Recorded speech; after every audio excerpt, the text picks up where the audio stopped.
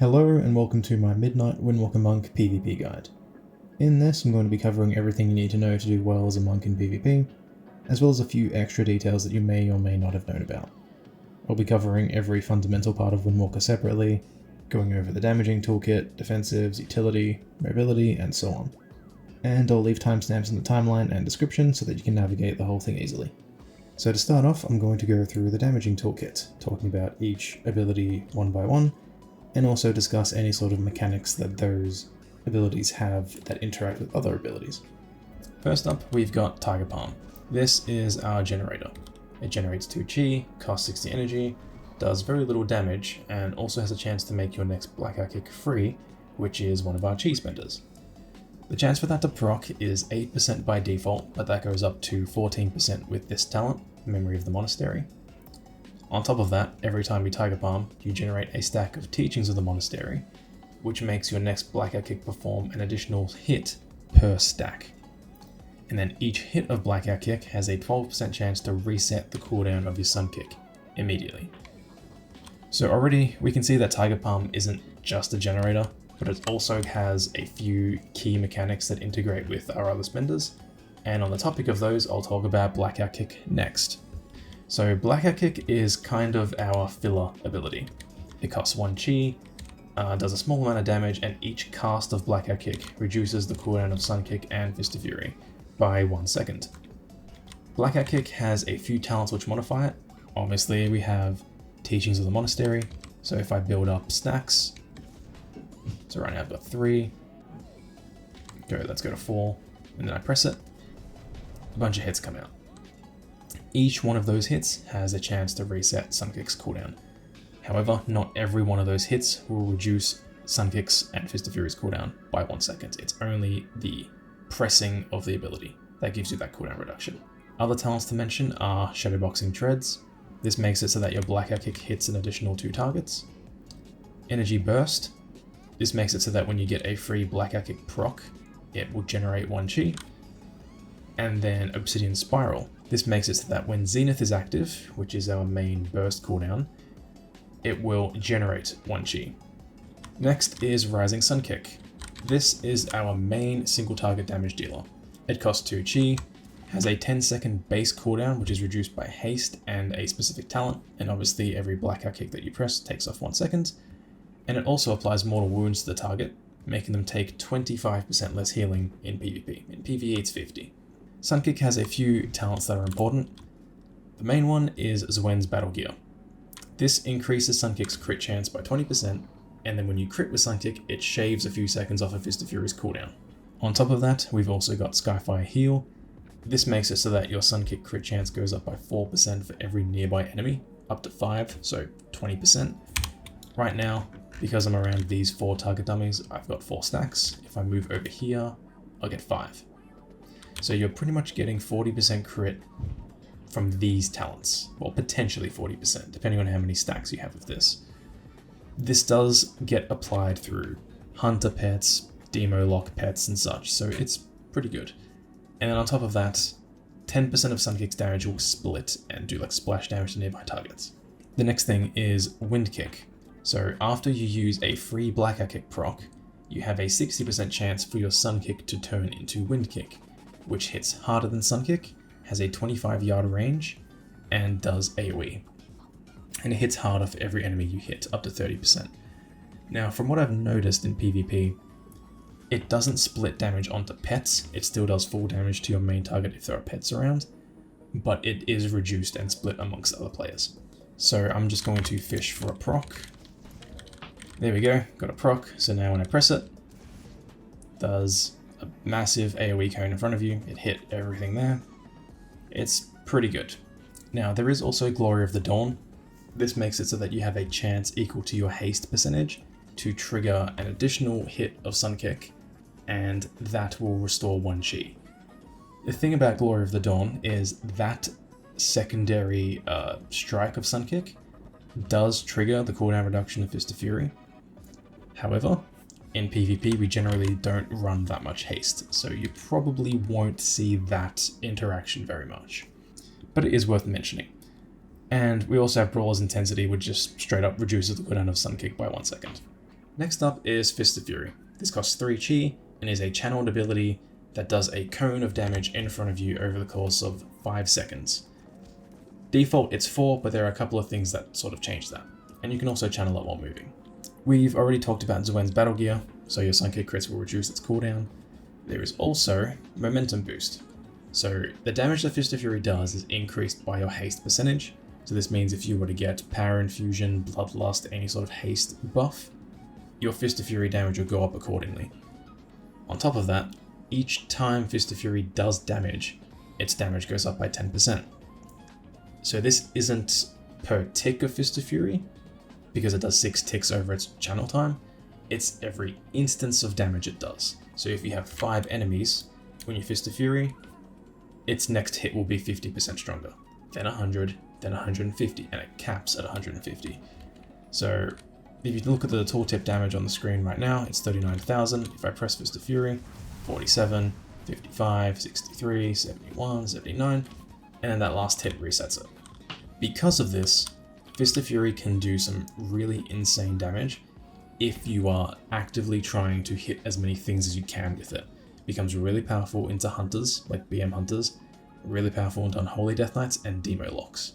And it's just stronger in general the more things you hit with it. So, in general, try and hit as many things as you can with Fist of Fury to amp up its damage.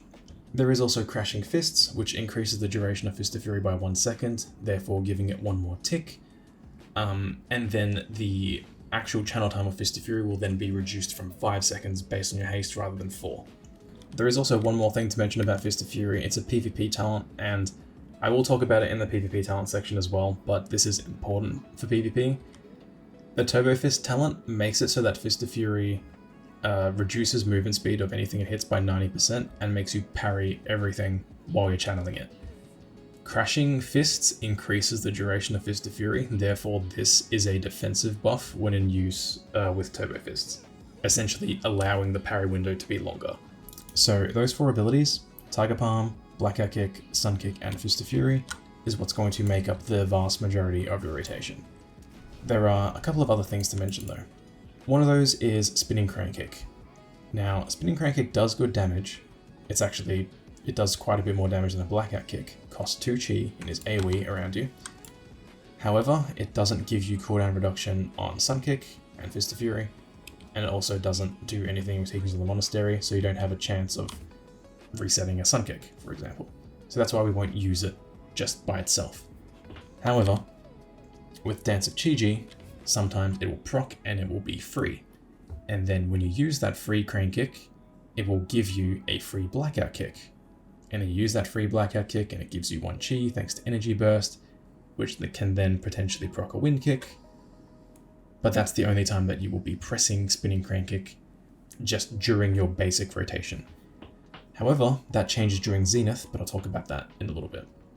So having talked about those main abilities, I just quickly want to cover Mastery. The Mastery is very straightforward. If you're new to Windwalker, you might think that this is daunting. I've heard people say that the Windwalker Mastery is taking a lot of getting used to, things like that. I'm going to say the Windwalker Mastery is not that deep. It's a damage increase, and realistically, any ability that's super important to you doing damage has no chance of being repeated. You're never going to repeat a Windlord, you're not going to repeat Fist of Fury, you're not going to repeat Sun Kick. The only time you might repeat a Sun Kick is if you have enough chi to cast 2 in a row, and you get stuck in CC for so long that it comes off cooldown, and then you go in and you forget to press another button beforehand. It's like the only time it's going to happen. One thing to mention though, and this is sort of like the main reason why you don't want to repeat abilities, is because of hit combo. It works exactly the same way as your Mastery does, except it's a stacking damage increase, and if you mess up and you repeat an ability, then you lose the stacked up damage buff. So even if you repeat 2 Tiger Palms, your Sun Kick that comes afterwards will do 5% less damage because you lost your hit combo. So in that case, yes, try to avoid double pressing any button where possible, but generally it's just not going to happen.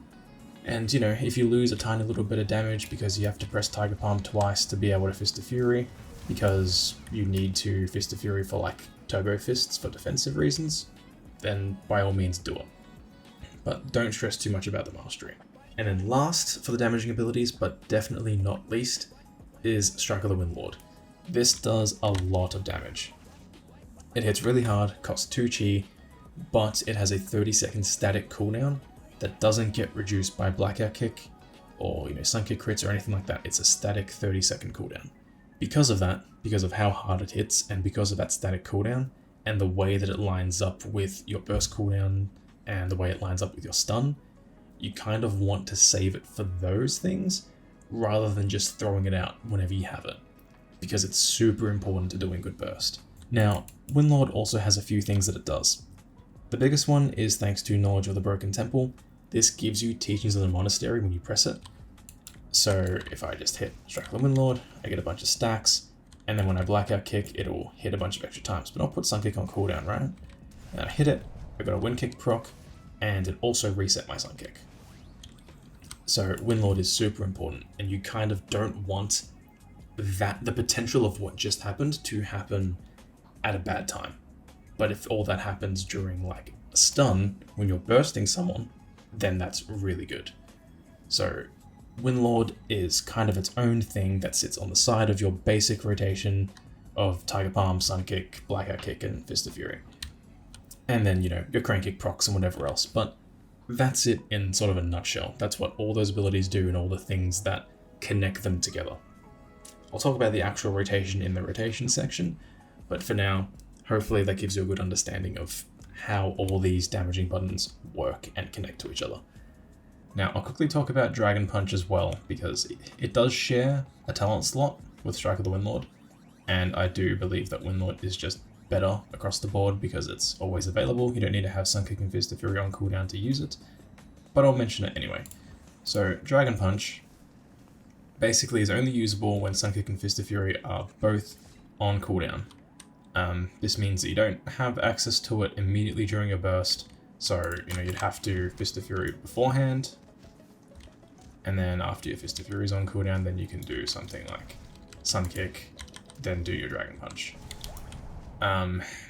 But because of that, it's just not readily available for your burst when you need it, but it is going to do more damage in AoE than Strike of the Windlord by a decent degree. And it also has the added benefit of Rising Dragon Sweep. This makes it so that when you cast Dragon Punch, it knocks targets into the air and makes them slowly fall down, essentially preventing them from casting anything that isn't instant cast or can be cast while moving. So it's good to sort of have like a pseudo interrupt against like a Warlock or a Mage or whatever. It's handy in that sense. And I think against those classes, if you're having trouble with them, you can run Dragon Punch just to have another way of stopping them. But in general, you're going to have much more damage and consistent burst with Windlord instead. The last thing to mention is actually the burst cooldown, Zenith. So this reduces your chi costs across the board by 1, and makes it so that your Blackout Kick shaves an additional second off your Sun Kick and your Fist of Fury cooldown. And then when you press it, it immediately takes Sun Kick off cooldown and gives you 2 chi. So what I'll do is I Sun Kick my target dummy, and then I press Zenith, and then I can immediately Sun Kick again. And then now when I Blackout Kick, it shaves, well, I got a proc there, but let's do it again. It's shaving off 2 seconds each. On top of that, Blackout Kick is actually generating chi every time I press it. Because of this, you basically aren't pressing Tiger Palm during Zenith, because this talent makes Blackout Kick generate 1 chi. And because everything is cheaper, you can kind of afford to not press Tiger Palm. The only instance where you might have to is if you have no chi, and 1 Blackout Kick won't give you the 2 chi necessary to press Fist of Fury. It's the only time you might have to press Tiger Palm. But in a nutshell, it just makes everything cheaper, lets you reset Sun Kick immediately so you can do like Sun Kick, Zenith, Sun Kick straight up. And then the next thing it does is also give you 10% free damage. So there you go. 10% bonus damage during Zenith, everything's cheaper, everything cools down faster, and Blackout Kick becomes your new generator, effectively. Pretty good. On top of that, its cooldown is 1.5 minutes by default, but gets reduced by 20 seconds because of Spiritual Focus, and then in the Hero Talent tree, it also gets an additional 10 seconds shaved off, so it's a minute if you're playing SHADO-PAN. But I'll talk about Hero Talents and stuff later on. Tiger Brew, the Apex talent, makes it so that you gain Tiger Brew stacks in combat, so that when you press Zenith, it will consume those stacks and give you 2% per stack. And when you're out of combat, it normalizes to 10 stacks. So when you go into your first fight or whatever, you will have a 20% crit bonus with Zenith, and then every time you press it, depending on how many stacks you have, you will get more crit. So it's very nice. And the last quick thing I want to mention about Zenith is Zenith Stomp. Basically, when you activate it, it's just going to put a stomp out that does a bunch of nature damage around you and does pretty good damage. And since using Zenith is off the global cooldown, you can immediately press Zenith into something else and you have both the damage of Zenith Stomp and whatever button you pressed lining up. So, you know, Zenith Sun Kick. Everything goes off at once. But yeah, there's your damage toolkit in a nutshell. Now the last damaging ability which I wanted to mention, doesn't fall into the rotation, but it is an important button. This is Touch of Death. So Touch of Death, when spec'd into Improved Touch of Death, allows you to deal 35% of your health as damage to a player when they're below 15% HP. It's pretty much an execute. The only way you're going to survive that is if you have a massive absorb shield on yourself like Cocoon, or if you have like an insane amount of damage reduction, but generally Touch of Death means the target dies. However, if you've been playing Windwalker for a while, you would know that Touch of Death isn't exactly the most responsive ability. Sometimes you'll get a target below 15% and you'll be spamming Touch of Death and it just won't light up and become available. Other times, it's pretty much instant. Now, I don't know why it's not responsive, but I do know what allows it to be responsive sometimes.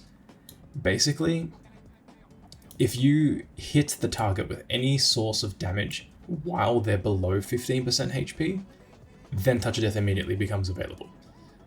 But let's say that you use a Sun Kick, they drop below 15% health, and then you don't have another button to press, your auto swing is on cooldown for another like second and a half, and you're just sitting there spamming Touch of Death. It's, you know, you're going to feel that delay because you don't have any damage coming out from anything. So this ties into dual wielding because we currently auto attack pretty quickly thanks to a few reasons. Momentum boost gives you a 60% attack speed after Fist of Fury, and while that's not always active, it sometimes is. And then martial agility gives you a melee auto attack speed bonus. If you're running dual wield as well, you're actually auto attacking pretty frequently, therefore Touch of Death is technically more likely to be responsive if you're running dual wield. Doesn't necessarily mean that dual wield is better. You do more damage with two-handers and stuff, and I'll talk about that separately, but it's just one thing to keep in mind. Touch of Death can be more responsive if you use two one-handers.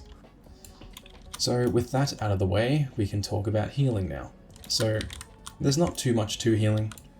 We've got Vivify. This is just our on-demand heal that costs 30 energy. It's spammable. Doesn't heal for too much, but it's what we've got. You also have Expel Harm. This triggers off of Tiger Palm and does a small amount of healing, which is increased by Strength of Spirit, which doubles its healing at low HP, but that's nerfed a little bit in PvP. And Vigorous Expulsion, which just makes it crit more frequently and does a tiny bit more healing. You have the choice of running Soothing Mist, although it's not particularly great at the moment because its energy cost doesn't warrant how little it does in terms of healing. But it has the benefit of letting you get heals off quicker. What I mean by this is if you cast Vivify, it's got that, 1.5 second, or in my case 1.4 second cast time. However, the global cooldown triggered off of casting Soothing Mist the first time is shorter than the cast time of Vivify. Meaning, if I just cast Soothing Mist and then press Vivify, it's faster than straight up casting Vivify by itself.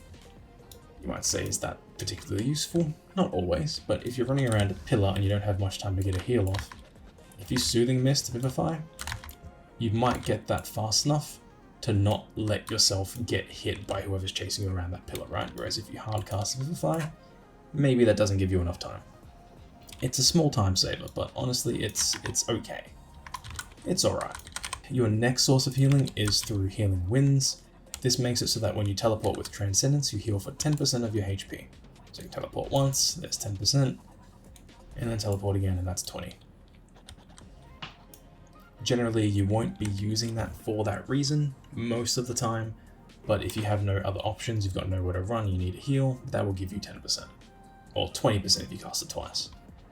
Sometimes you'll use it just for the healing, but sometimes you're going to use your ports because you're going to be kiting someone, and just getting a little bit of extra healing while you're doing that is pretty good. And the last thing, which is actually pretty cool, is Chi Transfer. So this makes it so that Touch of Death heals you for half the damage it deals. Now, I tested this very much, and it's actually one of my favorite talents at the moment for World PvP. If you execute someone with Touch of Death, it's basically like a victory rush type of thing, like a warrior, right? So you kill someone with Touch of Death, you heal for like a third of your HP. If you Touch of Death an NPC, Touch of Death does significantly more damage. You basically heal for your whole health bar.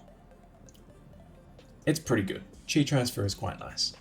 But when it comes to Arena, pretty much useless. But BG's open world, that's an option. And just to touch on Chi Transfer really quickly, Fatal Touch gives you a 90-second Touch of Death cooldown reduction, and Meridian Strike takes off 45 seconds. So Touch of Death becomes a 45-second cooldown. So you basically have a Victory Rush execute on a 45-second CD. Not bad. And just real quick, I forgot to mention Vivacious Vivification. Pretty much just makes it so that when you Sun Kick, you have a 20-second window where your Vivify is instant and costs less energy. So if you are needing to heal yourself in the midst of combat, if you've pressed Sun Kick recently, you most likely have an instant cast heal to chuck on yourself. And yeah, that's your healing toolkit. So with that, on the topic of, healing and self-sustain and whatnot, we'll talk about defensives next. The first and sort of biggest one is Touch of Karma. This gives you an absorb shield equal to 50% of your HP, and then when you take damage, it will redirect 70% of the damage you took to your target as a dot over 6 seconds. Now this absorb shield lasts for 10 seconds and you put it on target. Now it's a physical debuff, so anything that will remove physical debuffs will remove Touch of Karma, and as a result will also remove the absorb off you. So Blessing of Protection from Paladins, or just straight up Bubble from Paladins, and Ice Block will get rid of it. Other things like, for example, a Hunter Turtle won't remove it, because even though it makes you immune to incoming damage, it doesn't remove debuffs and stuff off of you. So just straight immunities, those are the only things that will remove Karma. Most of the time though, people will just break through it. So be careful. Damage is quite high at the moment. If you press Karma, most of the time it's just going to get broken in a couple of seconds, so be careful of that. Your other defensive is Fortifying Brew. This gives you an increase to your maximum HP and also reduces the damage that you take. Now, Iron Shell Brew increases the effectiveness of that by 10%, so this is 20% by default. This takes them up to 30%. Or you can reduce its cooldown down to 1 minute 30 instead of 2 minutes. The choice is up to you. I prefer the tankier Fort Brew. That's just sort of what I prefer, but if you want to run the shorter cooldown, you can. It's kind of crazy, but those are your defensives. That's it. Those are the only things you have that actively reduce or mitigate damage that you take. There is Diffuse Magic, but they changed it from being an active ability that reduced magical damage taken to connecting it with Fort Brew, and that's a bit crap. I will say that the change to Diffuse Magic I'm not a huge fan of, but the only place where I'd say this is worth running is something into like an Affliction Warlock, where you can redirect a bunch of dots like Unstable Afflictions and Corruption and whatever else they put on you. You can redirect that all back, and it does pretty solid damage back to them. Other than that, probably not worth it. You can run it into like a Boomkin if you want, but like if you run it into a Shadow Priest, for example, when you press Fort Brew, you're just going to get feared for a couple of seconds because they have Vampiric Touch Dispel protection. So it's just generally not worth running, in my opinion. So yeah, that's our defensive toolkit. Not too much going on there, but that's fine. The next thing I'm going to discuss is utility. So first up is our stun, Leg Sweep. This is what we revolve our burst and setup around. It's a 4-second duration AoE physical stun with a 10-yard range, and that's thanks to the Tiger Tail Sweep talent. Now, as I've mentioned in several times in the past, I have found out that jumping increases the range of that stun, so you always want to make sure that you jump prior to using it. This jump trick actually applies to any sort of AoE effect that radiates out from your character, like Spinning Crane Kick. And spinning crank is actually a fantastic way of seeing that in action, because if I go just out of range of spinning crank being able to hit, and then I jump, it starts doing damage only when I jump. So there you go, there's your proof that leg sweep increases range when you're in the air. Next is paralysis. This is a instant cast incapacitate on a 30-second cooldown, and it lasts for 3 seconds in PvP. Examples of using it are to cross CC one target while you burst another, or using it to CC a target to counter their burst, or peel for a partner, or even just using it on your kill target to keep them still before using your stun. That way they don't slip out and potentially dodge it by using, a defensive or teleporting away or something before you can get your stun off. Next is disable. This is your slow. It has a secondary effect which will root your target in place if they already have a snare on them. So currently they're snared, if I press it again, then they're rooted.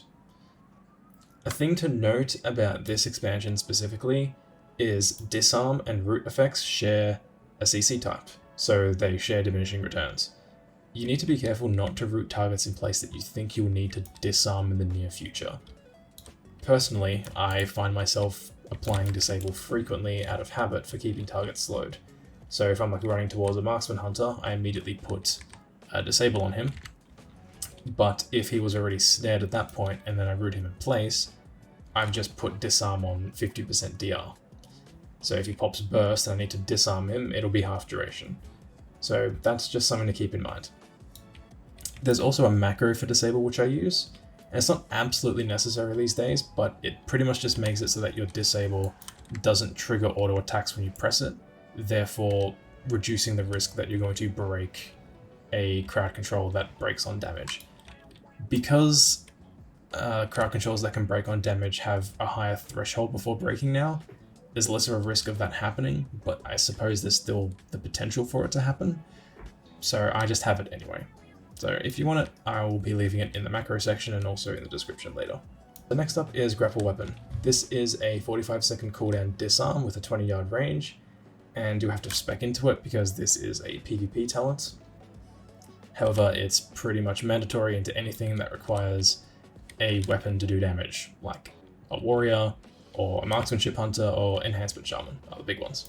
Then we have Ring of Peace. This is a 45-second cooldown that drops a ring at the location where you click, and it lasts for 5 seconds and pushes back any target that comes into contact with it.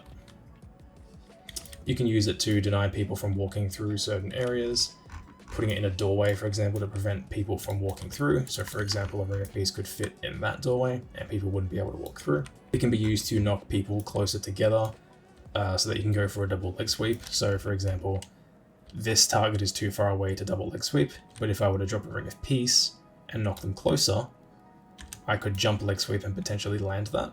Ring of Peace can also be used to knock people closer together to go for multi-target leg sweeps.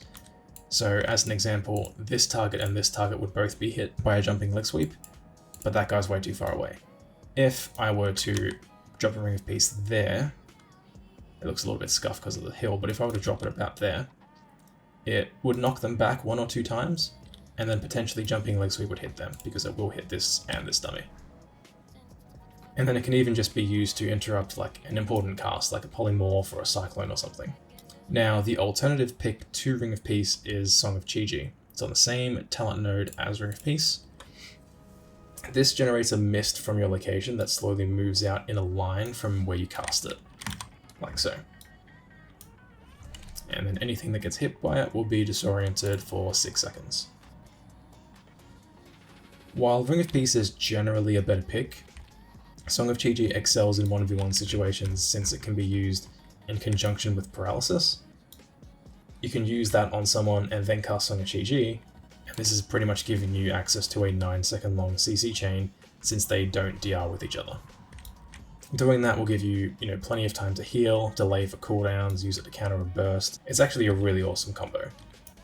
You could even opt into using it in arenas and do paralysis into Chi-Ji on a healer to cross CC, but I find that it's generally better to in-cap and let your partner handle the follow-up CC, since doing in-cap into Song on an enemy's partner can give away your intent to do damage or do a setup, so. But I'll talk about that more in the strategy section, but just something to note. And with utility wrapped up, we can move on to mobility now. So our main mobility skill is roll. So roll quickly moves you in a short distance in the way that you're currently moving. So you can strafe roll, or you can even like backpedal roll if you want to. Quick tip for roll, because the movement distance is always exactly the same, sometimes the target's at an awkward distance where if you were to roll at them, you'd go too far. Like here. I'm not quite in range to hit them with like anything, and if I roll, I go too far away. So what you can do is you can jump and then roll like before you hit the floor, and that makes it so some of the roll goes off while you're in the middle of the air, and then the rest of it goes when you hit the floor. Just cutting back a little bit on that roll distance. Roll also activates lighter than air, which is this talent at the bottom here. This makes it so that after you roll, if you were to double jump, you do a small dash, but you have to do it within 5 seconds of rolling. So if I roll, and then I jump, and then jump while I'm in the air, do a little dash. It's pretty good. Lighter than air is awesome because, you know, if the target's moving around a lot, and you roll and you kind of overshoot it and like you miss where they're going to, you can just like lighter than air dash to adjust that, and it doesn't have like a cooldown, you know what I mean? It's just an added benefit of roll. So it's very helpful for that. And then of course, there is the technique where if you roll mid-air and spam jump while you're in mid-air, you launch yourself at roll speed and retain that momentum, like so. So this pretty much allows you to recover from getting knocked back off ledges and easily avoid taking fall damage in the open world, and jump large gaps that you wouldn't be able to do otherwise. So as an example, let's just say that I were to get knocked off this edge, I can roll back. Now this can be hard to do if you play on high latency like I do.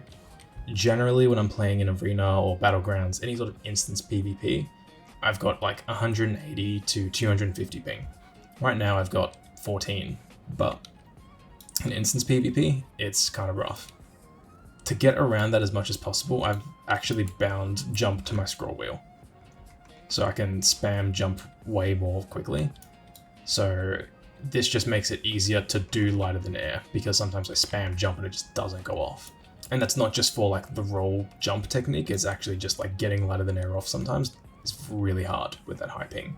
So if you're having that same issue and you have like scroll wheel free, give it a shot. But anyway, moving on, next we've got Flying Serpent Kick. This lunges you forward a great distance and can be stopped early by pressing the button again, and that applies a slow to any target that you land on. As I mentioned earlier in the utility section, disable applies a root to anything that's already snared.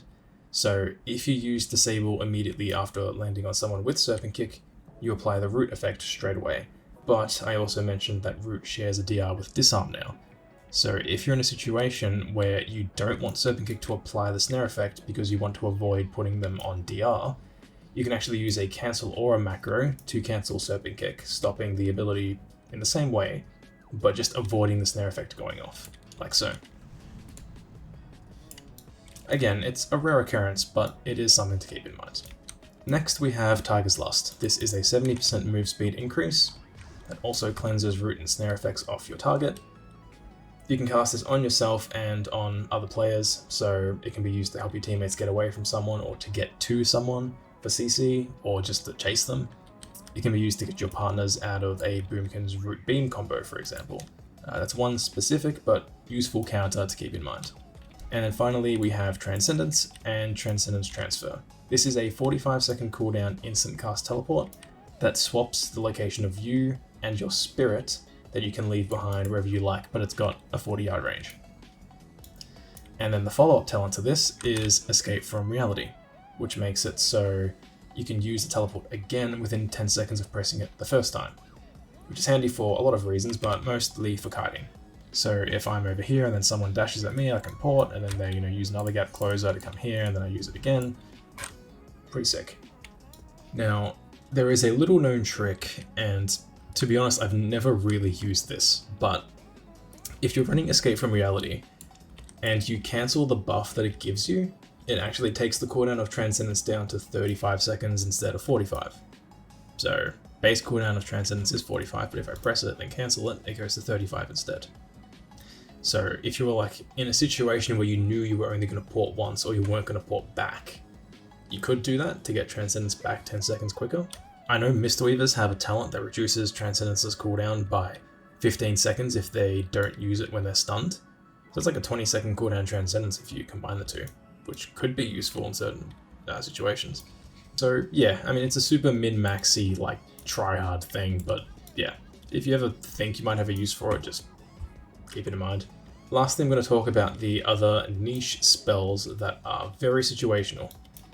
First is Provoke, which is a taunt. This is off the global and costs nothing and has a 30-yard range. The basic use for it is essentially to allow you to trigger combat on yourself and your target. It also allows you to sometimes taunt pets and minions towards you in the event that they're like chasing something else or returning back to the player that controls them, or you just want them to like stay near you for whatever reason. You can just taunt them back. But the most applicable use is staying in combat. Next is Jade Lightning. This is the same usage of taunt for keeping you and your target in combat. However, it costs energy and you've got to be standing still to do it, whereas taunt can just be used while you're moving around. Also, Jade Lightning has a knockback effect, but the knockback only triggers when you're struck in melee while you're channeling it. It's not a massive knockback, it's about equivalent to your Ring of Peace knockback, and it's hard to make it work in the way that you would like generally want to, but ages ago I found a consistent way to get usage out of it against melee classes. Basically, you would just bait someone to a ledge. So let's say, for example, that this rock is the ledge. I would put the target between the ledge and myself, and then incap them there, and then just like stand just like as far away from them as possible to still be in melee range. And then I cast Jade Lightning on them, and then when the paralysis breaks, they'll break out, they'll swing at me with an auto attack, and they'll get knocked off that ledge. Since we have Ring of Peace these days, it's not super useful. However, in a rare case where, you don't have Ring of Peace available and your only option is to try and knock them off a ledge, this is something you can try and do. In a really ditch scenario where you don't have paralysis, you don't have Ring of Peace, you can like disable root them near the edge, then walk over, wait for the disable root to fall off, and then do it.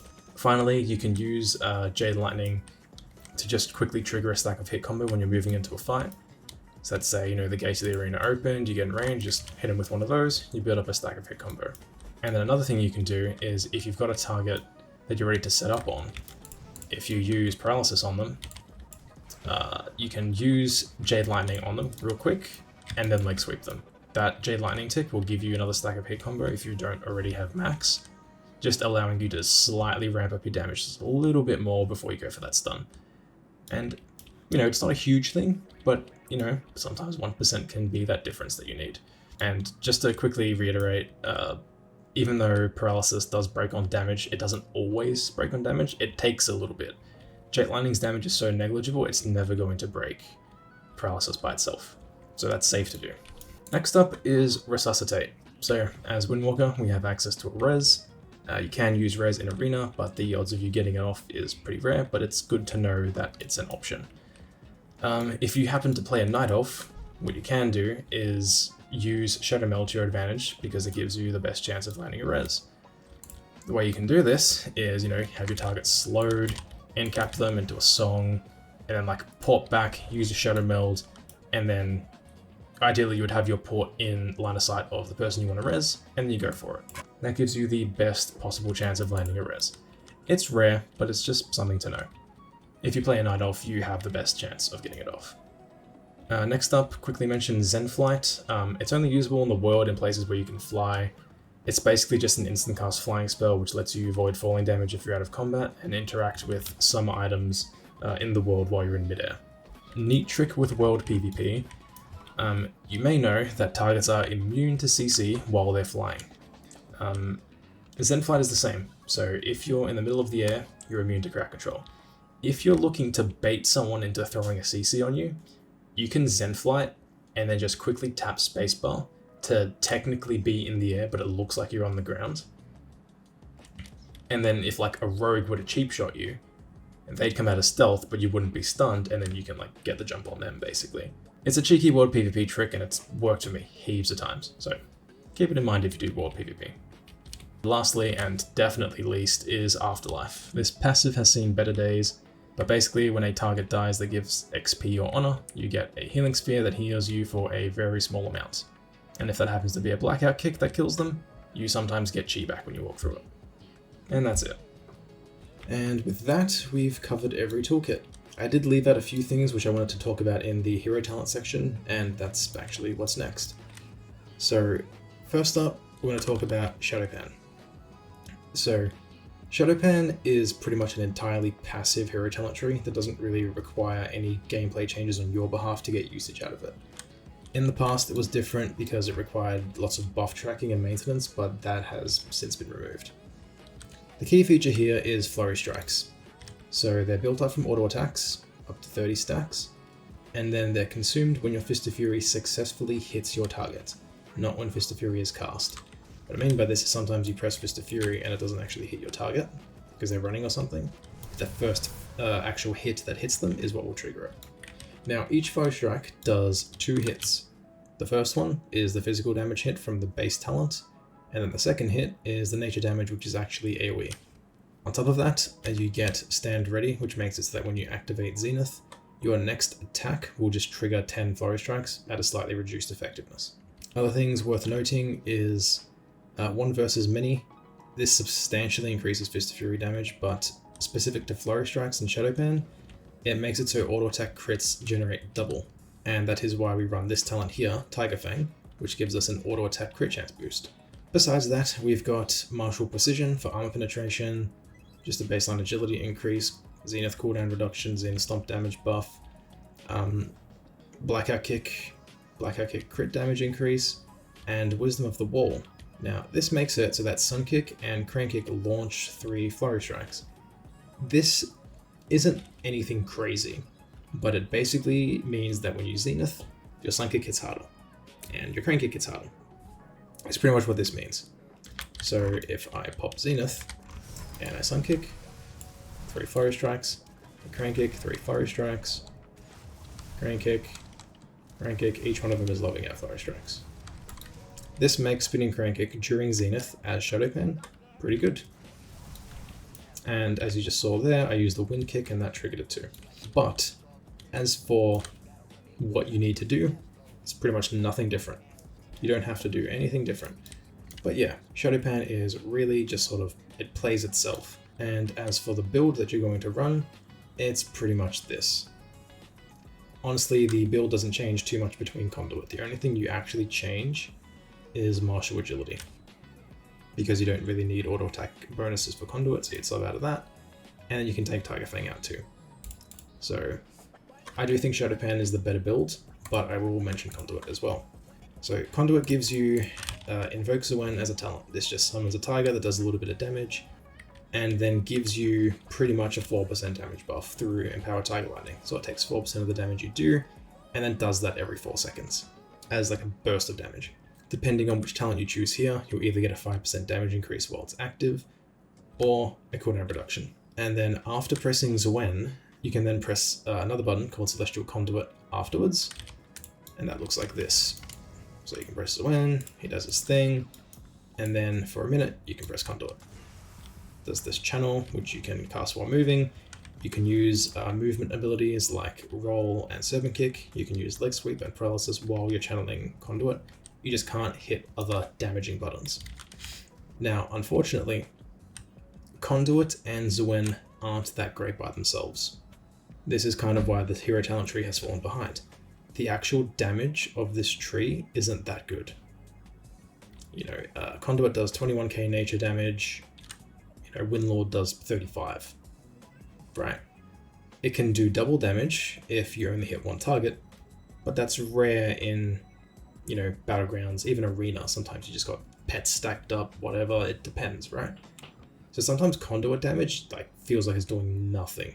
It felt like it was doing nothing sometimes even in last expansion where it was doing heaps of damage. So right now it's just really not good. So the main sort of reason why Conduit is even relevant at all is because of Heart of the Jade Serpent. So when you Windlord or Dragon Punch, it will increase the cooldown recovery rate of your Fist of Fury, Windlord, Sun Kick, and Dragon Punch by 75%. And Fist of Fury channels twice as fast. So if I press Windlord, I'll get Sun Kick on cooldown so you can see how fast it cools down. And I Windlord, and Fist of Fury, channels really quick, Sun Kick's back, And I can Sunkick again, cools down quickly. Cool, gotta reset. And then, obviously, because that cools down your Windlord faster for a little bit, you get more Windlords frequently, which means you can do your burst more frequently. But you lose a little bit of that cooldown reduction that SHADO-PAN had, so your Zenith doesn't properly line up with your stuff anymore. Now, on top of that, there are a couple more things. Yulon's avatar makes it so that when you press Zenith, it also gives you Heart of the Jade Serpent for 4 seconds. That's reduced effectiveness to 33% in PvP though, but basically these two stack. So if I press Zenith, press Windlord, and then Fist of Fury, it channels even faster. Temple Training does give you a 10% increase here. However, I think that Zuen's Guidance is actually the better thing here, because of how much damage is funneled into Sunkick, and more Teachings of the Monastery means more potential Sunkick resets. It does have Nijal's Protection. This makes it that when you pop Fort Brew, it gives you a shield equal to 25% of your HP. So, about 80k. Not bad. Now, the last thing to mention is the Capstone talent Unity Within. This just makes it so that when you finish channeling Conduit, or if you press it again while you're channeling it, you get the effective benefit of all of your Celestials at once. So you'll get Heart of the Jade Serpent at double effectiveness, so everything will cool down even faster. You'll have a Ox that'll come out and just give you Teachings of the Monastery stacks and do some damage. A Chi-Ji will run around and hit a bunch of stuff, and that's pretty much it. It's not really that fantastic though.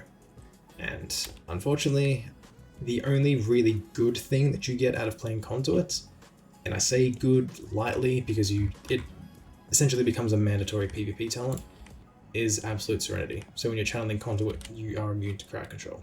If you use it intelligently, you can actually like straight up avoid a CC that would get you killed, but then you are like have to use it for that reason. On top of that, you have to like preemptively press Zuen and then hold off on pressing Conduit. It's just weird. Personally, I think Conduit's got like the short end of the stick. So I do think SHADO-PAN is better, but if you like the whole fast channel Fist of Fury thing, the cooldown reduction from Heart of the Jade Serpent that gives you like faster sun kicks and more frequent everything, then you can go for that. But I personally think SHADO-PAN is just more consistent because you get 12% armor pen, you get 4% agility, Zenith Stomp hits harder, your sun kicks and crane kicks effectively hit harder because of that. Low strikes add good damage, your roll cooldown shorter. It just feels better, in my opinion. And, you know, even though you have the defensive benefit here for a Fort Brew shield, SHADO-PAN has damage reduction when you parry, and you're parrying frequently through Turbo Fists. So, there you go. So, as for the builds, this is what you'll play if you're playing SHADO-PAN, and if you're playing Conduit, honestly, just take Martial Agility out and put it into Thunder Fist, or honestly wherever you want. At this point it's not really a big deal. And then just take Tiger Fang out and put it like wherever you want. You can put like shorter ring cooldown or detox if you need it, but yeah, the build stays the same.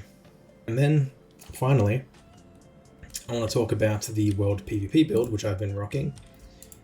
This build is awesome. So it sacrifices the Sun Kick cooldown and a little bit of crit, but gives you Meridian Strikes. This makes it that your Touch of Death cooldown is reduced by 45 seconds. And then you also run Fatal Touch here, and then Chi Transfer. So you have a 45 second cooldown Touch of Death, and on top of all of that, you also pick Predestination. So whenever you Touch of Death a player, and it kills them, Karma gets reduced by 60 seconds. Or the cooldown on Karma gets reduced by 60 seconds. This is fantastic for open world PvP. Because if you get jumped by one person, you have a fight with them, you go through Karma, you burst them, you kill them with Touch of Death, and then like someone else comes in, that fight will probably go on long enough that you'll get Karma back again to use on them. And then who knows, maybe you Touch of Death them too, and just keep it rolling. This is great in BGs, this is great in open world, it's just not practical at all in Arena. So if you enjoy that sort of content, play this build, you'll love it. So since I've mentioned Predestination, I may as well talk about the PvP talents now. Most guides will tell you to just run a set of, certain PvP talents, but I am an advocate for playing whatever you want, so I'm going to talk about all the talents and what they're good for. Ride the Wind. So this makes it so when you Serpent Kick, it leaves a trail of wind behind you. That makes it so that you're immune to slows when you're walking through it. Not root effects, just slows. Any other teammates that are in it also get the same benefit, and you move 30% faster while you're in it. It's very good. It's very good for supporting your team, and if you need to backtrack through the Ride the Wind buff for whatever reason, you're immune to slows while you do it. It's genuinely very good. Wind Waker is more of a personal thing. Ride the Wind's more support. Wind Waker is more personal. Now, it says it needs wind walking to be used. It doesn't actually require the talent. You will still get the benefit when you press stuff. So this triggers off of any movement skill that you use. So if you press roll, you get a stack. If you press Serpent Kick, you get a stack. It stacks at 2, and then any movement effects that you use while you're at 2 will cleanse a snare off you. So that roll would have cleansed the snare. And then you can maintain that for quite a while. Tiger's Lust will also do the same thing, and you just passively have a solid movement speed increase. It's not bad. Next up is Turbo Fist. This is the one that most people will say is mandatory. It's only mandatory into melee, because it lets you parry stuff. It is not mandatory into casters. Even though a 90% slow is helpful, I find that the majority of the time if a caster is going to get away from you, it's because they teleported, or it's because they like CC'd you instantly or something like that and they stopped your Fist of Fury anyway. So like, if you can't parry your target and you don't have trouble catching them without Turbo Fists, get rid of it. Run something else. But into melee, it's 100% you need this. Lets you parry kidney shots, lets you just avoid getting hit by anything that can't get through parries, like Overpower, for example, from Warriors can go through it, but like you can parry Mortal Strike, you can parry Execute, you can parry pretty much any Windwalker Monk ability. It's super powerful. But don't bother running it into like a Warlock, because you're either going to get the Fist of Fury off and they'll be in range because they don't have Coil or Teleport, or they're just going to like instantly Howl of Terror you, or Coil you, or Board Away. So just keep that in mind for Turbo Fist. It's not 100% mandatory, but general use, running out in the open world, you will definitely want to run it just to be safe. Like, it's a safe general pick for World PvP and BGs, because it's likely going to get some value, but in Arena, where you know what's coming, if it's just like casters or like a Marks Hunter or something, you can get rid of Turbo Fists. But if you absolutely can't live without the slow, then just run it. Now, Perpetual Paralysis, I've never actually used it. I'm not going to lie. I've never actually picked it, because every time I picture using it, I picture myself being in like a BG, and I've got an Affliction Warlock on my team, and I paralyze a target to CC them, and then it breaks and then just spreads paralysis to every target in the BG and just like cleanses all their dots. That's what I picture when I think about it. I've never actually tested it though, but it doesn't seem too practical. The only situation I can kind of think of is like, is the range good? Is the spread range good? And if you're maybe in an open world situation where you in-cap someone, and then like the in-cap breaks and then like spreads to nearby enemies, maybe it's good. But then in saying that, you do so much cleave with like, you press Zenith Stomp, it breaks in-cap. So it's probably not even worth it. I'd say play with it if you want to. I might actually go do some testing after this. But yeah, I'd say that's probably the weakest PvP talent we've got. Absolute Serenity, I mentioned. Basically, when you are channeling Conduit, just makes you immune to CC. If you're playing Conduit, I would say it's kind of mandatory, but the problem is Conduit doesn't actually do that much damage itself, so like if you get stopped on it, it's not the end of the world. But in a situation where you are using it intelligently to avoid a CC that you can see coming, like immuning a Stormbolt, immuning a Rogue Mage setup that you can see coming, using it to immune a Polymorph or a Fear or something, then it's good value. Because it's basically like a trinket in that sense. So if you know that you can reliably avoid a CC with it, then it's worth it. But if you kind of aren't at that level yet, and you're just sort of picking up Windwalker, maybe you're not going to get good value out of it. But obviously if you're not playing Conduit, then you don't need it. Rising Dragon Sweep. So I mentioned this before when I talked about Dragon Punch. This is good into anything that casts a lot, because it prevents them from casting. Anything that isn't like instant cast, right? So when you press Dragon Punch, it'll throw them up into the air, and then they'll slow fall down, and it keeps them from casting for like 2 to 3 seconds, something like that. It's decent, but you have to sacrifice a Windlord to get it, which means you lose upfront burst. But if the danger of them free casting outweighs the potential burst of Windlord, you can consider running Dragon Punch for it. I run it against mages and like demo locks to keep them from casting, and it actually feels okay. So in that sense, maybe consider Dragon Punch. I talked about Predestination already, fantastic for open world PvP with the open world build with a short cooldown touch of death, otherwise not good in arena. And then Grapple Weapon I also mentioned, just run this into anything where the target needs their weapon to do damage, so Marks Hunter, Enhancement Shaman, Warriors are like the big ones. Doesn't really do anything against Paladins, it's good against Rogues, not too good against Windwalkers, good against DKs because they can't Death Strike when it's active. Other than those classes, sub Grapple Weapon out for something else. So to summarize, I would say that your general use, all-purpose, good PvP talent setup is either Turbo Fists, Ride the Wind, Wind Waker, or sacrifice one of these for Grapple Weapon. And if you're running the open world build, sacrifice one of those for Predestination. This is personally what I've been running in open world and BGs. Ride the Wind is just good for yourself, good for your team, Turbo Fist just to parry any melees, and then Predestination just to, you know, karma more frequently. Okay, so we've covered all abilities, we've covered talents, hero talents, PvP talents. I guess now we talk about the rotation. So as I mentioned in the damage toolkit section, your rotation kind of revolves around 4 abilities. Tiger Palm, Blackout Kick, Sun Kick, Fist of Fury. Sun Kick is your highest priority. You just want to keep that on cooldown as much as possible. Occasionally, you will get a Blackout Kick proc, or a Crane Kick proc. When you get a Crane Kick proc and you use it, it will give you a Blackout Kick proc, and then sometimes you use said Blackout Kick proc and you get Wind Kick. That's your hardest hitting button. In general, what you're doing is just keeping Sun Kick on cooldown, keeping Fist of Fury on cooldown, or using it defensively if you need to parry with Turbo Fists. And then when you don't have Sun Kick and you don't have Fist of Fury, you're just Tiger Palm, Blackout Kick. Sun Kick's back, I use that. I've got Fist of Fury, I use that. Channel it out, Tiger Palm, Blackout Kick, got a Crane Kick proc, use that. Got a Blackout Kick, I'll Tiger Palm first, Blackout Kick, got a Wind Kick proc, use that, then Wind Kick. Tiger Palm, Fist of Fury because it's back. Tiger Palm, Blackout Kick, Sun Kick, Tiger Palm, Blackout Kick. Now I'm sort of, oh, I got a Sun Kick proc. Tiger Palm, use a Sun Kick again. Tiger Palm, Blackout Kick. Sorry, Fist of Fury. But I got a Blackout Kick proc, so I use that. Got a Crane Kick proc, use that. Blackout Kick again. Tiger Palm to don't cap energy.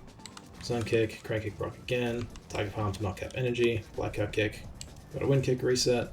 Fist of Fury. You get the point. So that's just those 4 buttons, and then the occasional Crane Kick when you get a proc. And that is literally your standard rotation. It's really not complicated. As you learn to just react to those procs and keep Sun Kick and everything on cooldown as much as possible, once you learn that, you'll be fine. Now, like I mentioned before, Windlord is sort of its own thing that you want to kind of save for burst moments. Every time you Windlord, you're basically going to do the same thing following it. So it's going to be like a Windlord into a Sun Kick, which will give you, the Windlord will give you a Blackout Kick proc, which you use, and then hopefully you get a Wind Kick off that, and then you use that. And then Sun Kick if that got a reset. I had another Blackout Kick, so there's another Wind Kick, and you get the point. So because Windlord gives you that massive sort of like surge of burst damage, you don't just kind of want to waste that, and you want to try and line that up with some kind of cross CC if you can. It's okay to use like a Windlord in between goes. And let's just say that your leg sweep is 10 seconds away from being ready. Don't use Windlord. Save it. It does way too much damage to use outside of a stun and outside of a CC chain.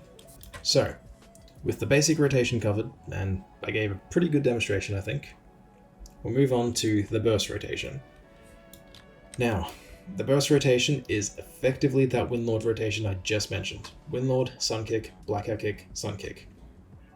The only difference is you press Zenith beforehand.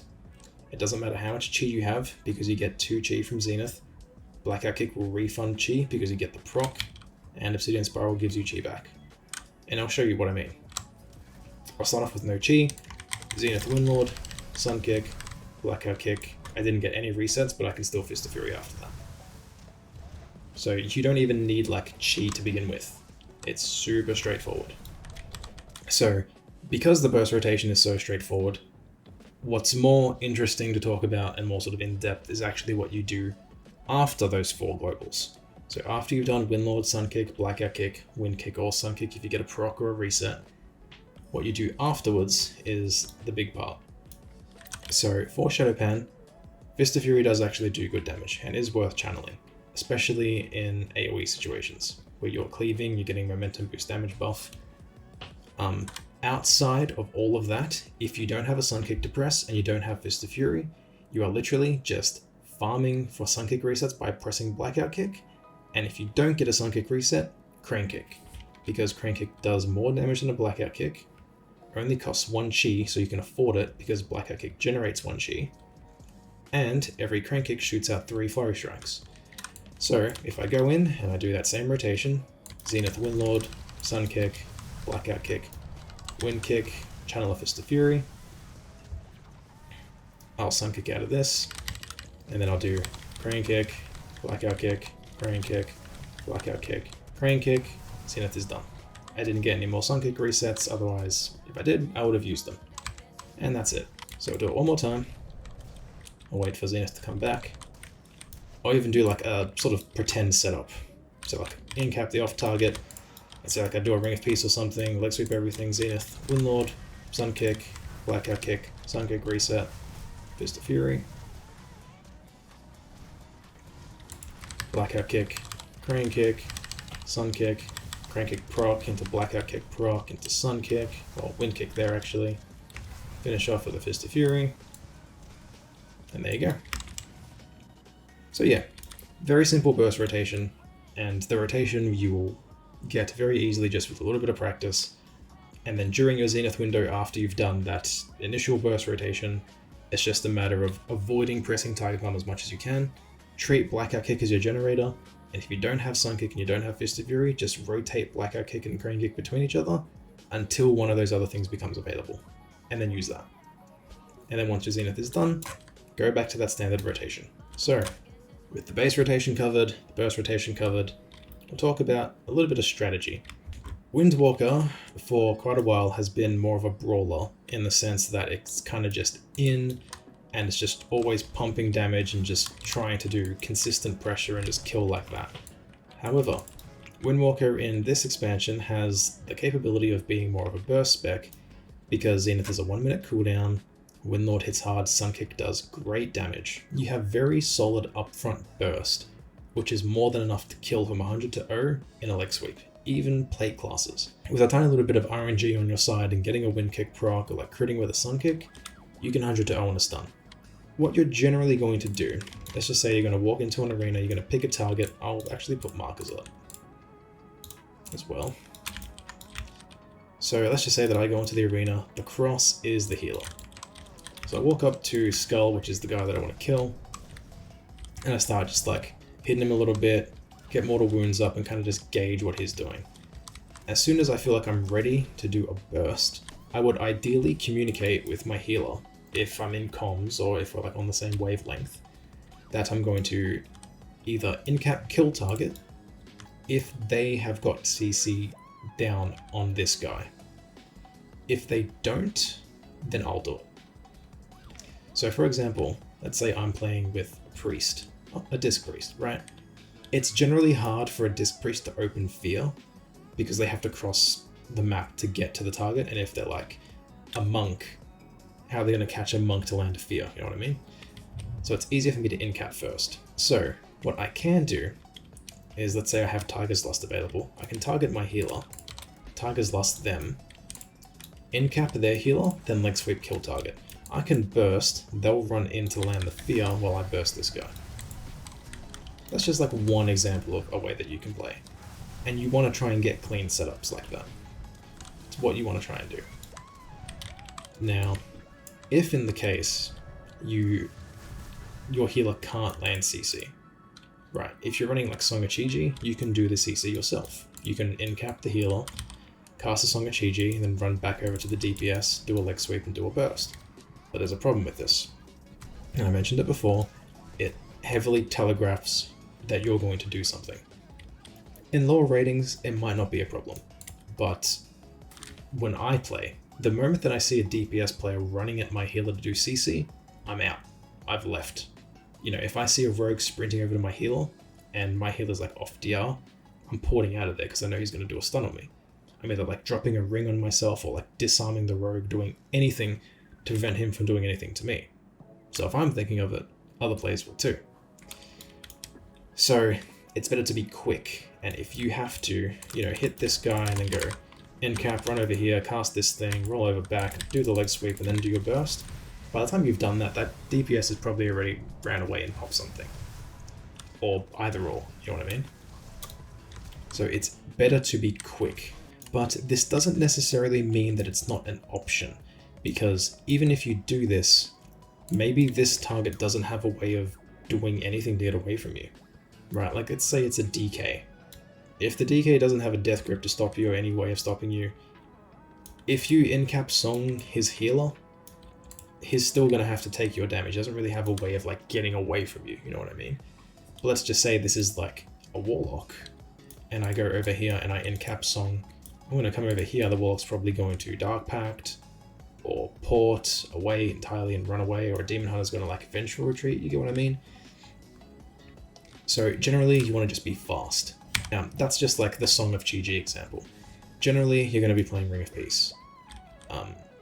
And the biggest thing that you can try and do with Ring of Peace is look for opportunities where you can Ring of Peace someone into a double leg sweep. That is the best thing that you can do as a monk. If you can land double leg sweeps, bait people into stacking up, that's the best thing that you can do. So in a situation where they've got a DPS that wants to hit me, if I can drag him onto the healer and then cleave both of them, I'm going to do it. Because then you can land double leg sweeps easier.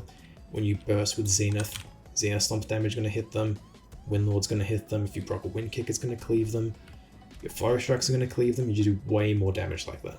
Pick a target. If the target wants to go you, like a melee target, bring them over to the healer if possible. Try and land double stuns, Ring of Peace them into like a double leg sweep, double jumping leg sweep, preferably. Go for setups like that. Now, that whole stacking them thing is true for like melee that are actively hitting you and are standing on you. If it's like a caster though, it's a little bit harder to stack the healer and the DPS. Still look for opportunities though, because like, as an example, Warlocks will teleport back to their pillar. Generally, a healer will be somewhere around the pillar a lot of the time, unless they're like in trying to go for a CC or they're about to or something, right? The Warlock isn't going to leave their port on the other side of the map where the healer isn't, you know what I mean? So if a Warlock ports back, there's potentially a moment there where you can dash in with like a roll or a serpent kick and land a double stun. So always be looking for the double leg sweep, always.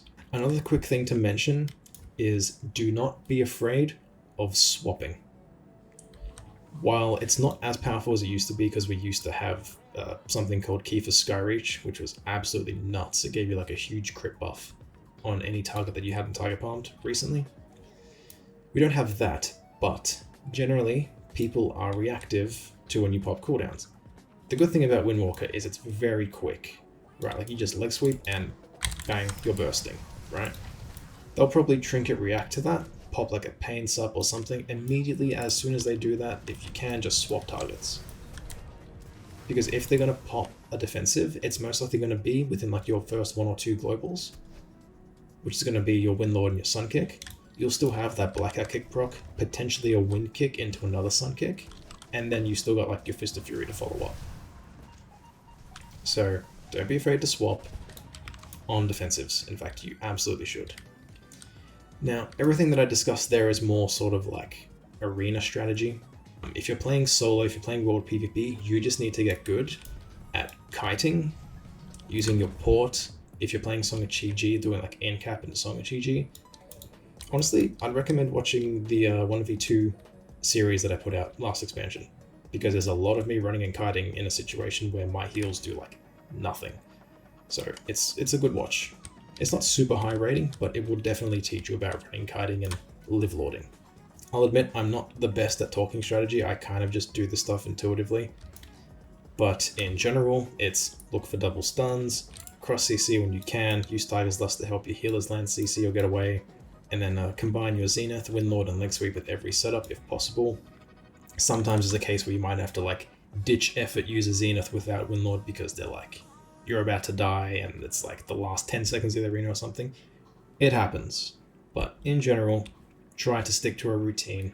Try to stick to Leg Sweep, Zenith, and Windlord being used in conjunction with each other. Look for those double stuns, use your defensives as you need to, all that stuff will sort of come with practice. And quickly just touching on defensive usage, it's better to avoid the damage than defensive it. If you're playing against, you know, sub-rogue Disc Priest, right? You will notice the Disc Priest moving towards your healer to go for a fear or something. It's most likely going to follow up from a rogue cheap shot because they want your healer to be in the same spot. So what you can do is just watch for when that rogue is running towards your healer to go for a cheap shot. And the moment they do, you have so many options. The first one is the most effective. The moment that guy runs towards your healer for CC, just port out. That's it. And then they're probably going to chase you to go for it and then just port back. Alternatively, they will turn on your healer because they know they can't catch you, and then you can just like in-cap their burst on your healer. And their go is done. Right? Running is your best defensive. By far. Other options include, like for that specific scenario, the moment your healer gets CC'd, disarm if disarm is applicable. If it's, again, like it's sub-rogue, you can literally drop ring directly on yourself. Most of the time, that rogue will send every single shadow step they have to try and hit you during ring. It's kind of funny. But you will most likely survive in that ring of peace. You know, you can in-cap them, you can pre-karma, you can pre-fork root, anything you've got. But your number one best option is just getting out of there. So that's your best defensive strategy. The moment your healer gets stuck in CC, port out if you think you're going to die. If they're bursting, just run. But yeah, I would say that's everything strategy-wise. Honestly, like I said, I'm not particularly good at this. This is all sort of intuitive for me. I personally think that a lot of it will come with practice. If you just expose yourself to arena, expose yourself to world PvP, duels, all sorts of interactions with other players, you will learn a lot. Just give it practice. Learn your rotation first, learn it like the back of your hand so that you can just respond to all your procs and everything without having to think about it, and then go from there. Learn the burst rotation, then start practicing, you know, cross CC setups, ring of piecing people into each other, paying attention to enemy cooldowns and stuff, and running and kiting and all that stuff. Just get your practice in, and you'll get good at it. So with all the practical stuff out of the way, all the abilities covered, all the strategy and everything, I guess we talk about the more technical side of things. So we'll talk about stats first. So your best stat, far and away for damage, is Mastery. It's not even close. Take a look at my Mastery value. It's 560 and I'm getting 28.4% bonus damage from that. Versatility, even though I have 220% more versatility stat, it's only buffing up my damage by 14% relative to my Mastery. It's like half. Obviously you get the damage reduction and everything, which is fine. There's nothing wrong with that. But for pure damage, Mastery is just ridiculously good. A little bit of haste might actually be worth it. But the thing is, any stats that you take away from burst Mastery will make your burst damage worse. Because your burst rotation, Zenith into Windlord, Sunkick, Black Kick, Sunkick, haste has no impact on that. And while crit does have an impact on that, Zenith gives you crit chance. You get 20% crit chance on Sunkick through Zoen's Battle Gear. You get up to another 20% through Skyfire Heal. So in a best case scenario, you could potentially get 20% from Zenith, 20% from Zoen's Battle Gear, another 20% from Skyfire Heal. Your base crit chance is 10%. Sunkick will crit 70% of the time. If you put enough crit into your gear to get another 10% to bring you up to 20, from 70 to 80% is not going to be noticeable. It's just not. You know, your first burst, you're guaranteed to have 20% bonus crit. So, you know, the little amount of crit that you put into your gear will kind of just feel like it's not doing much when you pop Zenith and you get that influx of crit chance. So crit kind of loses value because of Tiger Eye Brew, even though you get the bonus crit damage for the second rank of it. Zenith just kind of makes that work. So crit's not really worth it. Haste, even though it could technically be worth it. You know what, I'll talk about this for haste. I've done a lot of PvE as a Windwalker, right? I got the rank 1 Galliwix pass for Season 2 of War Within. I have played quite a lot of Windwalker overall. The reason why haste is good in PvE and not good in PvP is because PvP doesn't let you get the benefit out of it as a Windwalker. As a caster, you run around, instant casting. If you've got enough haste to reduce your global cooldown by 0.3 seconds, you know, you're saving 0.3 seconds on every global as to if you had no haste. So for every 5 casts, you're essentially getting an extra cast out that you wouldn't have gotten if you had no haste. Windwalker's global cooldown doesn't speed up with more haste. All it does is reduce the cooldown of your Sunkick and Fist of Fury, and make your Fist of Fury cooldown faster. And it gives you more energy regen. But what happens in PvP? Your target runs from you. You spend globals on abilities that don't necessarily cost energy, like Ring of Peace, Leg Sweep. You're chasing people, you're running away, you're kiting. You're spending time in like a 6-second CC chain, right? During that time, you're probably going to get back to full energy, right? How many times do you press Fist of Fury on someone and then just get immediately CC'd? It doesn't matter if your Fist of Fury channels faster, if you're getting stopped on it the majority of the time. It doesn't matter if your energy regens faster, because you don't need it to in PvP, because you have so much time to let it regen, because you have no choice. Even the cooldown reduction on Sunkick and Fist of Fury is only worth it if you are actively using them off cooldown. In PvE, that's fine, because you've got very good uptime all the time.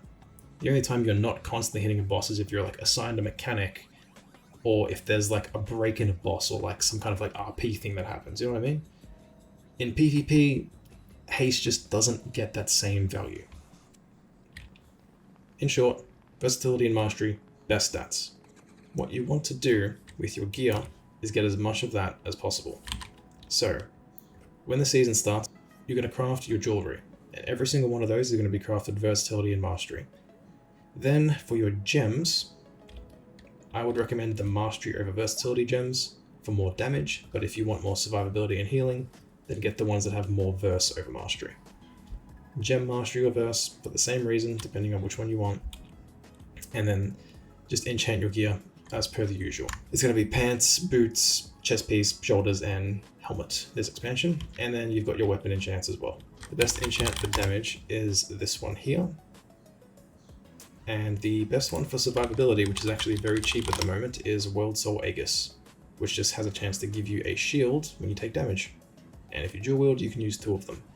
So that's very solid. And then you just want to run a single gem, the PvP specific one, the Enduring Heliotrope, that gives you 5% DR when you get affected by crowd control. And that's going to be your gear setup. Stack as much Verse Mastery as possible, craft Verse Mastery gear, and then just enchant everything as you usually would. Now, quickly talk about the set bonus and which pieces you want.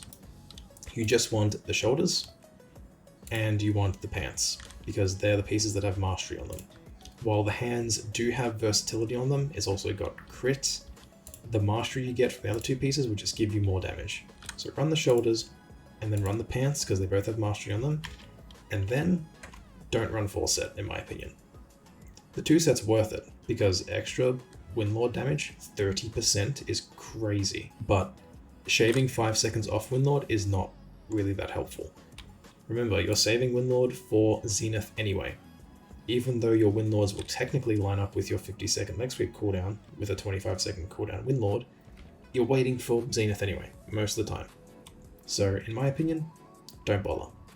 Take the full set with the 2 mastery pieces being shoulders and the legs, and then just run Verse Mastery on everything else. if you want to go full ham on damage, craft every single piece of your gear as Verse Mastery.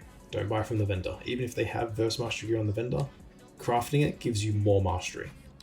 And then, quick final note, do you run dual wield or do you run two-hander? I have always been an advocate for run whatever you like. I have always preferred one-handers because they look better with transmog, right? But I also think that each one has its benefits, okay? Early expansion, dual enchant is generally very good, but two-hander hits harder by default. You just get more damage out of running a two-hander. Now, the item level of these isn't exactly the same, but right now if I look at my toolkit damage for Sun Kick, it's 15.8. If I put on a two-hander, it goes up to 16.3. Even though this weapon is a higher item level, if I were to take this down to 217, it would still hit slightly harder than the one-handers. But you can see it's not a massive difference right now. Getting double enchant out of running two one-handers is probably going to even the performance out between one-handers and two-handers, at least right now. As the expansion progresses, the enchants get weaker, two-hander generally pulls ahead. But then there's the argument of flurry strikes, and if one-handers is better for that, because you generate flurry strikes every time you auto-attack. You auto-attack faster with one-handers, but then with a two-hander you get more stacks. It's about even. I think I mentioned this before, but it's about even. So realistically, I will pretty safely say, play what you want. At least in this season, the early stages of Midnight, just play whatever you prefer. Don't worry too much about it. If you prefer the look of your one-handers, like I know I do, stick with it. So that's all the gear out of the way. Now quickly talk about macros. The main macro that I use is this kick one. It's literally just focus kick. I have a focus paralysis. I've got a modify macro for paralysis. Basically, if I just press E, which is my binding for this macro, it'll incap Arena 1. If I hold Control and press E, it does Arena 2, and if I hold Alt and press it, it does Arena 3. Pretty good one-button macro for that, instead of you having to have 3 separate ones. If you want to have this separated into 3 buttons, you can do that, do like Shift 1, 2, 3, but I've had Shift 1, 2, 3 saved to certain things for so long, I just refuse to change it. I've got my disable macro, which makes it so you don't auto-attack your target when you press it. A lot of these macros don't actually do anything. I've got a cancel macro, which cancels like pretty much everything. Jade Wind I don't actually need anymore. I can clear that out. But yeah, this is very helpful. Just to get out of vehicles, dismount yourself, stop casting, get rid of Zen Flight, Bop, Freedom, that sort of thing so they don't get stolen.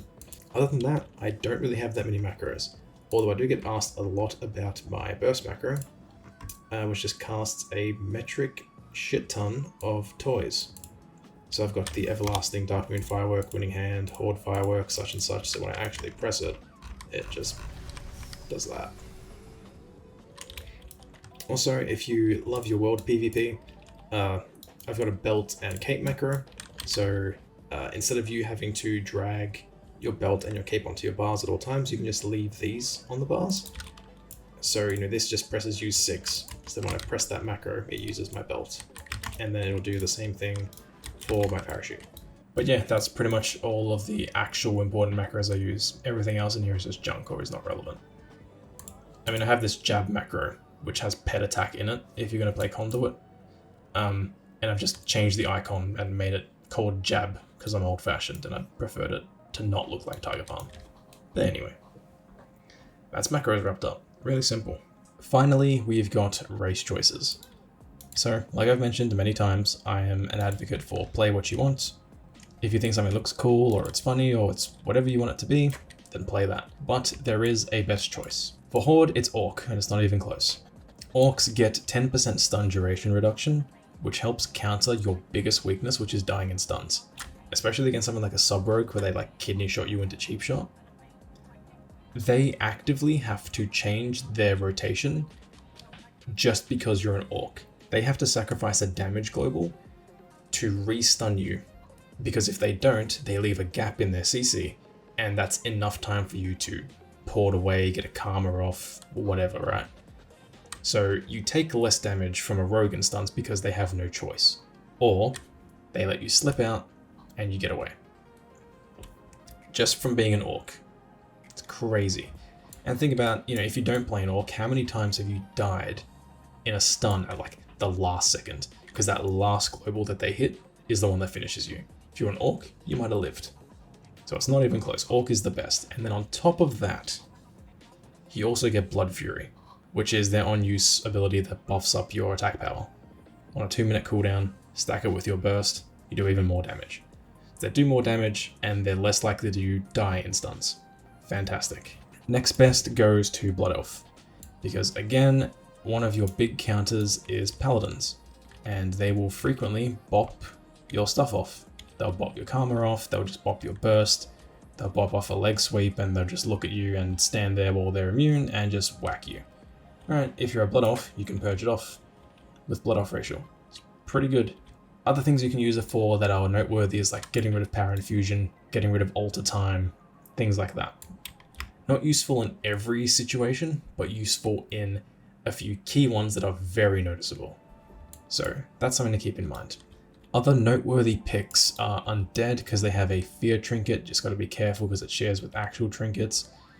Magha Orc, I have heard, at least from the last expansion, that their racial gives you a very substantial amount of mastery. Or rather, it's like your 2 best secondary stats. So if you like get a massive amount of mastery from Magha, it could actually be better than the Blood Fury racial, potentially. High Mountain Tauren gives you that little charge thing, but it also stuns, so just be careful you don't DR. Obviously, I'm playing Goblin. I like the Goblin Jump. It's fantastic for avoiding fall damage, and it's just like an extra gap closer or opener. But any racial that gives you extra mobility is a little bit pointless on Windwalker for the most part, because I mean, it's not like I'm struggling to move around, right? I've got plenty of mobility. There are some cases where it's actually pretty nice though. It's like a last-ditch effort. It has saved me a few times, and just, you know, saves you from fall damage. Even though you can save yourself with fall damage with like roll and lighter than air, it's still nice to have. Everything else I don't really have too much info on because I haven't really played the races. So if there's anything that I've missed, feel free to just like leave a comment, say that another race is good, but those are the ones that I've played on Horde, and the ones that I definitely know are good. As for Alliance, Human or Night Elf are your best options. It depends on your skill level, realistically. Human gets value out of theirs because they get a trinket that's specifically used for stuns, but it only shares a 90-second cooldown with your actual trinket. So let's say you're in a situation where you're sitting in a stun and you have to trinket Karma, right? As a human, your human racial will be available at the same time your Karma is, because it's only a 1.5 minute cooldown. Whereas every other race won't have their trinket available when their Karma becomes up again. So in that 30-second window where you have Karma but no trinket, you could die. As a human, less likely to happen. The other racial is Night Elf. If you are good at using Shadow Meld, it is the undisputed best racial in the game. By far. It doesn't matter what you play, what class you are, Shadow Meld is absolutely nuts. On this channel in Dragonflight, very early on, I had a 2v2 commentary where I played against Bajira, and I landed 3 Shadow Melds on 3 Stormbolts. It's like one of my best matches that I've played. 2 of them were from range, which you can react to. One of them was point blank predicted. And that was basically like I trinketed 3 extra Stormbolts because I was a Night Elf and just melded them, right? Super crazy good. It's easy to Shadow Meld things that have a travel time if you're far enough from the target. Like if you know a warrior is going to Stormbolt you, you just like create distance from them, and they usually like charge Stormbolt you. You can just Shadow Meld it. Or if you jump a Warlock, 9 times out of 10 you hit them, the first thing they do is coil you. Just Shadow Meld it. You know, see a Warlock casting a Chaos Bolt at you, and you know you don't want to get hit by it because you're low HP, Shadow Meld, stops the damage. Same thing with Greater Pyroblast. Don't want to get hit by a Polymorph, Shadow Meld. Fear, Shadow Meld. It's like good for everything. Even if it's like another monk, you can Shadow Meld Leg Sweep if you're good enough. You can Shadow Meld Bash, you can Shadow Meld a lot of stuff in the game, right? just completely immune CCs, and it doesn't share a cooldown with your trinket. Shadow-Meld is broken. It's so good. And like I mentioned in the niche spells section, you know, you can use it to drop combat immediately. If you're playing with a mage, you can drop combat, start eating. If you're in the open world, you can Shadow-Meld, drop combat, fly away. If you need to go for a res, you can Shadow-Meld, like you can port behind a pillar, Shadow-Meld, start resing straight away, drop combat immediately. Seriously, Shadow-Meld is broken. Shadow-Meld is far and away my personal favorite racial to use, and it is definitely the strongest. So if you want my opinion, I would say get used to using Shadow-Meld and get good at using it, because it is crazy good. And it feels so good when you get some good value out of it. But for other races, Gnome gets Escape Artist. It's a 1 minute cooldown that just like cleanses roots and snares off you. It's decent. It's actually pretty good. There are a lot of situations where like I'll get rooted and I don't have Tiger's Lust, I could Escape Artist out of it. Draenei heal is okay. It's a percent based heal, so if you were to like stack Fork Brew with Emblem Trinkets and buff up your HP, then it actually heals quite a bit.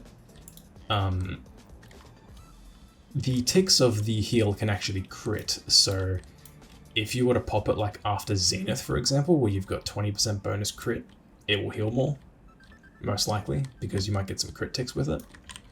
So it can heal from anywhere to 20 to 30% of your HP. Not bad. Quickly want to mention Worgen. Worgen's actually alright. They get 1% crit chance, which isn't, it's alright, but they changed Darkflight, their movement speed ratio, to stack with everything else. So it will stack with Tiger's Lust, Wind Waker, Ride the Wind, Initiator's Edge, and then you can stack Darkflight on top of that and you move like a rocket. It's insane.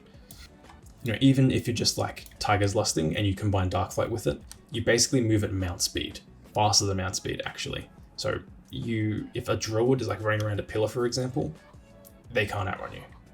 It's honestly good. I played Worgen for a little bit. It's genuinely very, very fun. Probably the last big race to mention is Void Elf. Void Elf racial is good. They've changed it so that the portal moves a lot faster and you can use it to like juke people. So if you have like a Void Elf racial, you can like, I'm over here, I send the Void Elf racial over there, I like port there, then someone uses the mobility to chase me, then I port again, and then I port again. Can be very solid. And on top of that, they've also got their proc that like gives them the void form thing, and they do 5% more damage. That generally procs pretty early into a fight, so if you like go into an arena and you burst early, you might just have 5% bonus damage during your burst. And I quickly want to mention Pandaren as well, actually. Pandaren is not bad. Pandaren have got that food they can use that gives them a little bit of extra versatility, so they just do more damage. And then they've also got Quaking Palm, which is an incapacitate. So you can, if you wanted to, use like Incap first, and then when DR is reset, you can Quaking Palm, and then when DR resets again, you can use Paralysis again. So it's like 3 back-to-back like Incaps off DR. Not bad. Last thing to mention, I guess, is Dwarf, because Dwarfs can cleanse bleeds off themselves. So like if you're up against the Feral Druid and they full bleed you, you can cleanse it. But it shares a cooldown with Trinket. Other than those races, everything else from a performance point of view is kind of just like, it falls into its own category of just like, if you enjoy it, play it, sort of thing. If you like the look of the race, just play it. So, every ability covered, strategy covered, talents and everything, races, stats, and all that good stuff. I think the guide is done. So, thanks for tuning in.